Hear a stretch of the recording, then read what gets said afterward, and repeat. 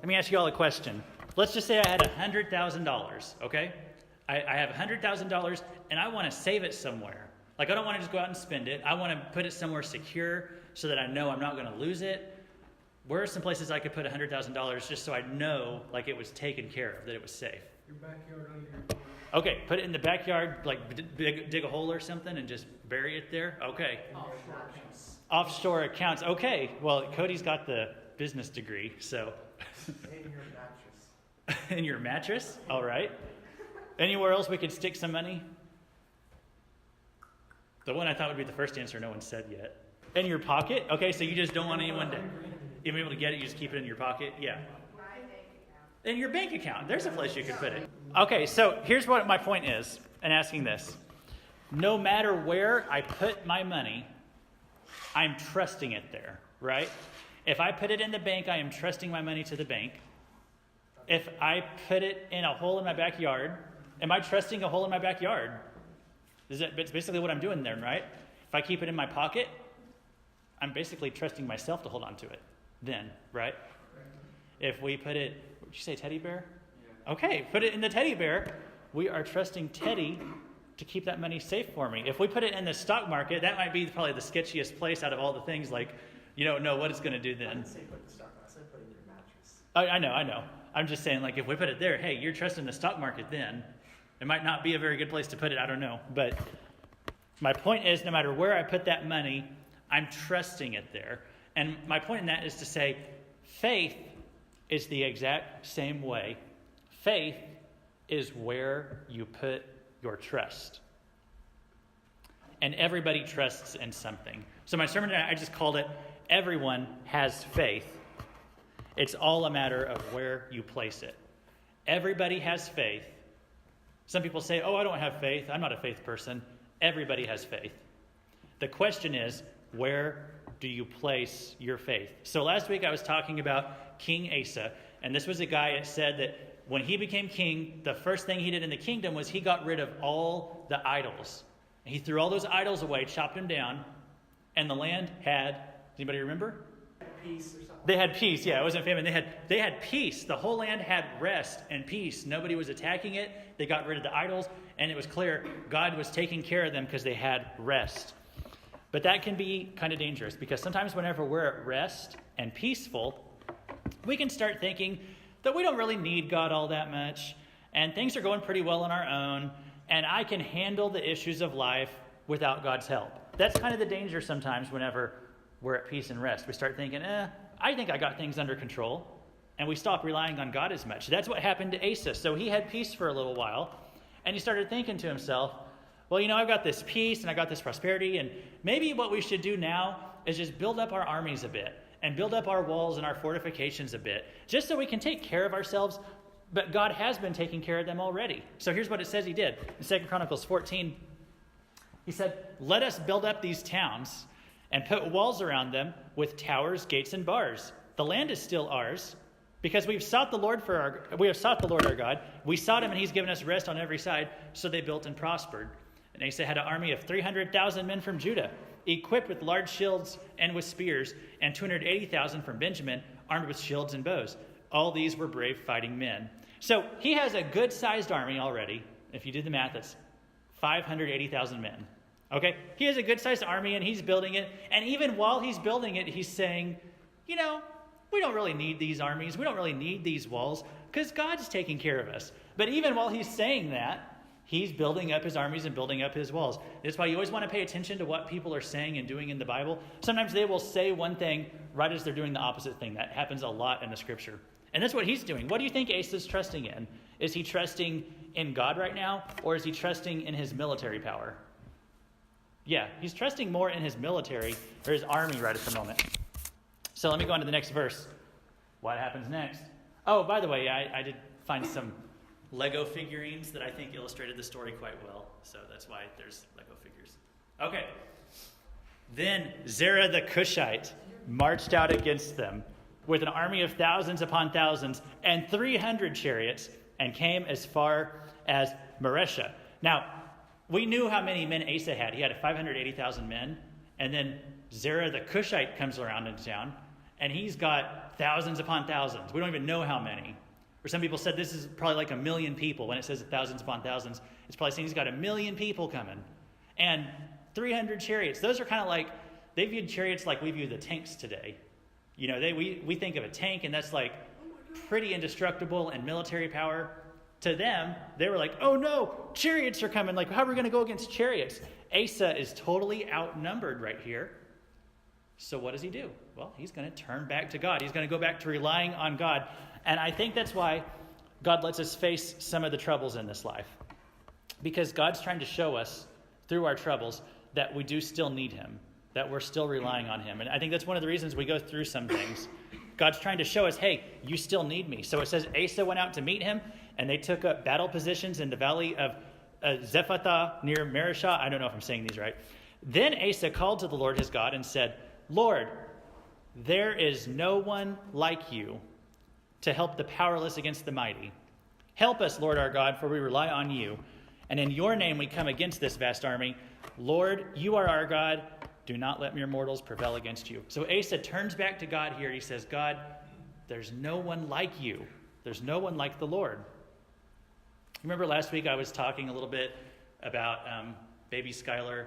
Gabe and Skylar left us yesterday. And real bummed about that because I like those kids.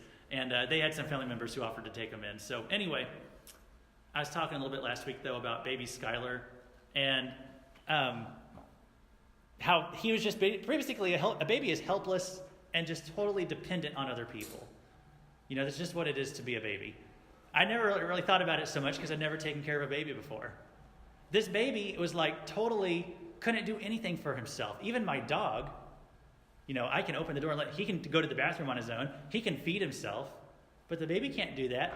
What I remember about Skylar all the time is that he was so fascinated with lights. When you'd carry him around the room, he's always looking up at the lights, like he would just fix his eyes on the lights. And I had to be careful when I was going outside. Like Sunday night, I was carrying him over to church for Sunday night service. And just as I get out the door, I look over, and he's just like staring up at the sun. And I'm like, Skylar, quit looking at the sun, and like hold him down. And then like walking along, and my shirt starts getting wet.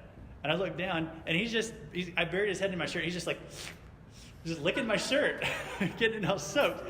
And I'm like, Skylar, quit licking my shirt. So like move him over here, and I'm just trying to get over to the church. I look down, he's staring at the sun and licking my shirt again. I'm like, good grief. Babies are completely dependent and helpless. But he knows who he's dependent on. You know, when Skylar's crying, when Skylar's hungry, he wasn't saying, I'm hungry, I want to feed myself. He's crying for me to come feed him. He's crying for Emily to come feed him. He wants someone to bring him a bottle. Even though he's completely helpless and dependent, he knows who he's dependent on. We got to remember, we are so dependent on God. We got to stop always thinking that we can handle everything on our own. We'll just fall on our face when we do that. We are totally, completely dependent on God. We're God's babies, really. We're more dependent on God than Skylar was on me. I know that might be kind of hard to think about, because we're like, well, we can feed ourselves and all that. Yeah, but God supplies every single need in our lives. I know I say this a lot, but I just want us to think about this, the air we breathe. God is supplying that air. I think God keeps the universe spinning. I think God keeps our cells working. I've heard some people say, because scientists still are not always sure on how the cell division thing works. They say it's such a complicated process. How do cells even divide? And I've heard some Christian scientists say that God's in every cell division, making it happen. You know, I don't know if that's true, but we're totally dependent on God for everything. We're God's babies. Okay, so what happened to Asa here? What happened to Asa? It said, the Lord struck down the Cushites before Asa and Judah. The Cushites fled. Asa and his army pursued them as far as Gerar. I don't know where these places are. Such a great number of Cushites fell that they could not recover. They were crushed before the Lord and his forces. And the men of Judah carried off a large amount of plunder. Okay, so Asa, he put his trust back in God. God came through for Asa, helped him drive the armies away. And Asa gives all the credit to God for it. Because what's it say here? It said the Lord struck them down. And it doesn't mean God actually came down with a sword and started beating them up. It's saying they are giving credit to God for their victory in the battle. Everyone has faith. It's all a matter of where you place it. Remember how last week I was saying everybody has idols? Do you guys remember when I was saying that? Well, that's because everybody has faith.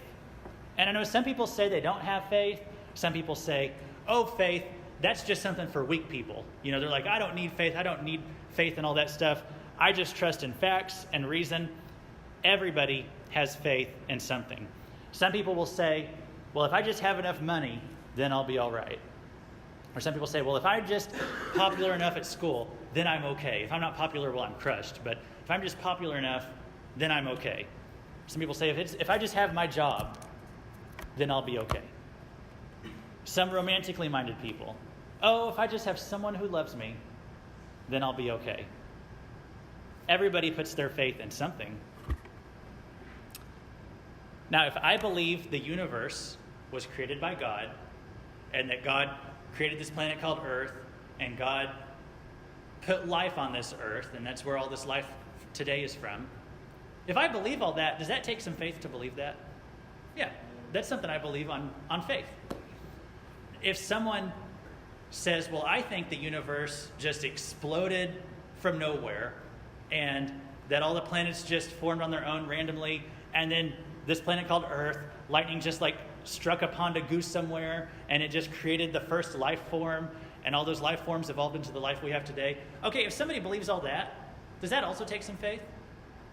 Yeah, lots of. I would say it would take more faith to believe that, that all this stuff just came out of nowhere and that nothing caused it. That takes more faith to me than to believe that God created all this. But everybody has faith. So even if someone is an atheist, I think being an atheist takes a lot of faith. Asa here, he was trusting in God. Then he was trusting in his military power. Then he was trusting in God again. That's kind of how we are too, though. We get comfortable and we get lazy and we stop thinking about how much we need God. And then sometimes something will go wrong. Something tragic will happen. And then suddenly we're praying again and we're getting back after God.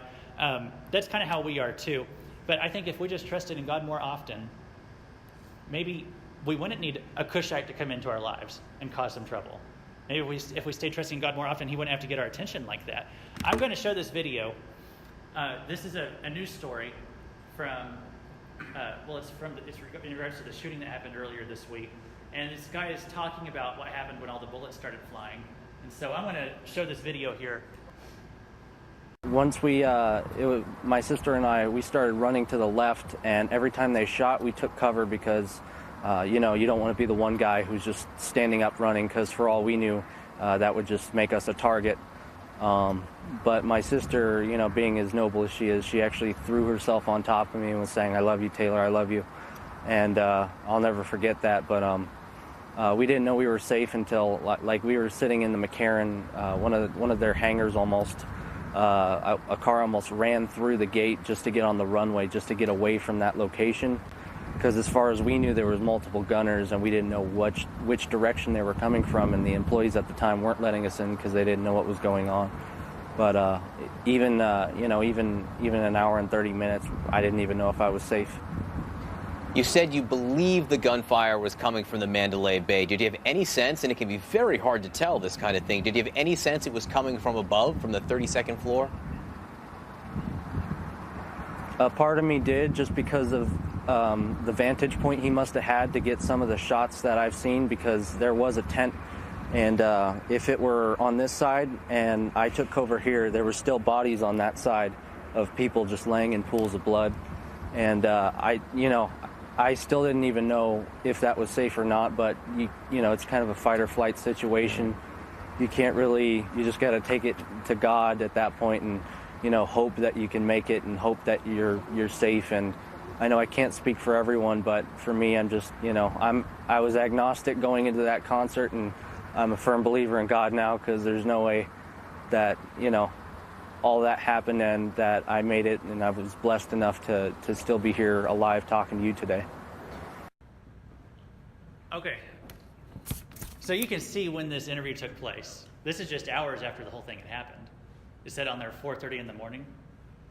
And it still says at the bottom, I noticed it says 200 plus injured at the concert. The final toll was like over 500. So this is still early on. But this guy's on this interview and he's saying, you heard it, He said, I didn't know if I believed in God. He called himself agnostic. That means he wasn't sure if there was a God. He said, that's how I walked into the concert, but walking out, I believe in God. Now, that's a big jump for someone to make. A lot of people look at that situation the other night and they say, well, how could God be real? Where was God when all of that was going on? You know, like what? So that guy found him. Yeah, that guy found him. You know, a lot of people might say, I don't believe God exists if something that tragic, this tragedy like this would happen. But then you have this guy here, and he says, I believe God exists because of this tragedy. Now, some people will look at him and they'll say, oh, he doesn't really believe in God. He's just emotional right now. He's just letting his emotions run away with him and stuff like that because he's scared. No, I'll show you why not. Faith is not the enemy of reason or logic. Emotions are the enemy of reason and logic. Okay? Faith is not the enemy of reason and logic. Emotions are the enemy of reason and logic. And I'll show you how. This will be kind of the most complicated part of tonight, and then we'll be done. But just try to follow this for a second. Let's say I'm going to get on an airplane, okay? So when I'm doing that, I'm putting my faith in that airplane. I'm really putting my faith in the pilot of that airplane to take me where I'm wanting to go safely, right? That's what I'm doing when I'm getting on an airplane. Now, as I'm getting on the plane, I'm thinking in my head, well, factually, I know that there are like thousands of airplanes that go up in the air and land every single day. Like, I know this in my head. And I'm thinking, you know, the number of plane crashes that ever happen, it's like 1 in a million flights has a plane crash. You know, something totally extreme. I don't have anything logically to worry about. This is way safer than just getting in my car and driving to where I want to go. That's all facts and reason in my head. But when I get down and I put on my seatbelt and the plane starts going, you know, and taking off, my emotions are like, this thing's going to explode. The wings are going to fall off. I'm going to crash and die. Get me off this thing. That's what my emotions are doing at that moment, right?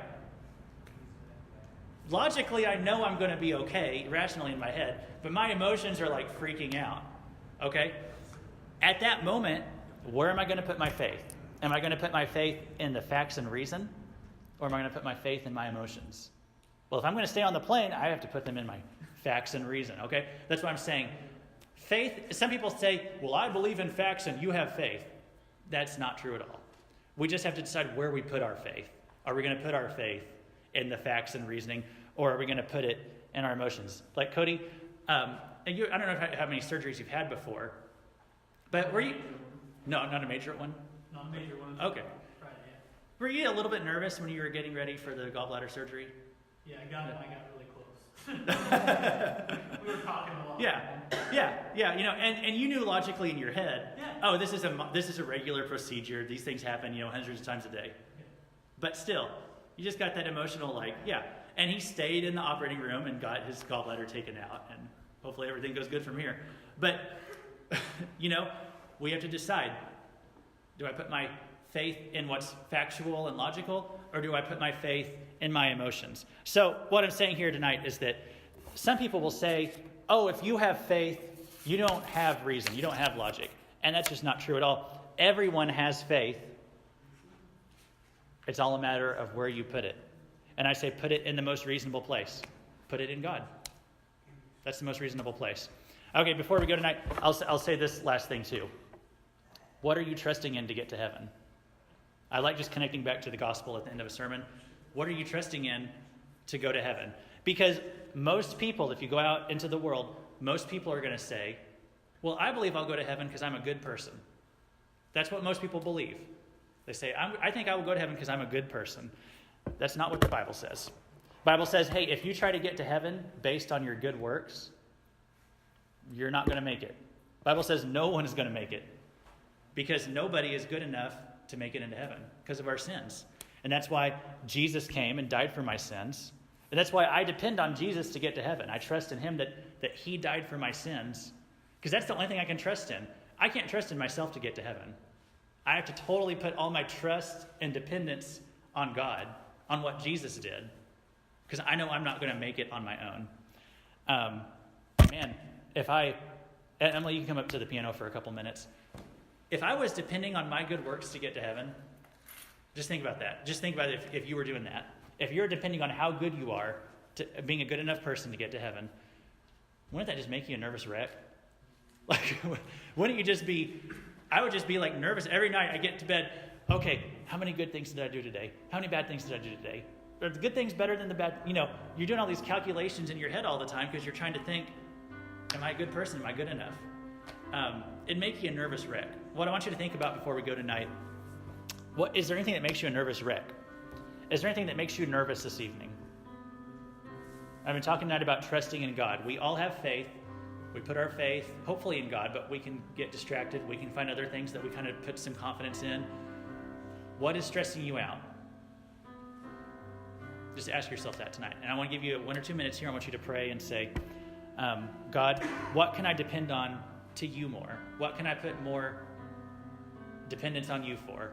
So that I'm not stressed about this, so I'm not nervous about this on my own. I want you to pray about that for a couple minutes. Sometimes, like when we do these altar call times, then I just take a step back, and I think about it too, and I ask myself, what do I need to put more in God's hands? Sometimes I make these sermons and I forget to ask myself these questions. But, just as I was sitting back there praying about it, I was really thinking about how the situation with Damon's heart has kind of stressed me out too, and I know it's been a way bigger stressor on their family. But just staying back there and praying about it tonight, I just have a lot of peace about that. And I ask you to continue to pray for him, and hopefully we get a good report and all that tomorrow. But I just have a lot of peace about it, that it's in God's hands, it's in God's control, and that he's got his hand on the whole situation. So I just thank God for that peace tonight. I want to pray and let us go. Lord, thank you for the peace of God that passes all understanding. Lord, when we don't understand what's going on, you can give us peace. We know that you've got things, that they're under control. Lord, help us just to realize that more so that we do have your perfect peace.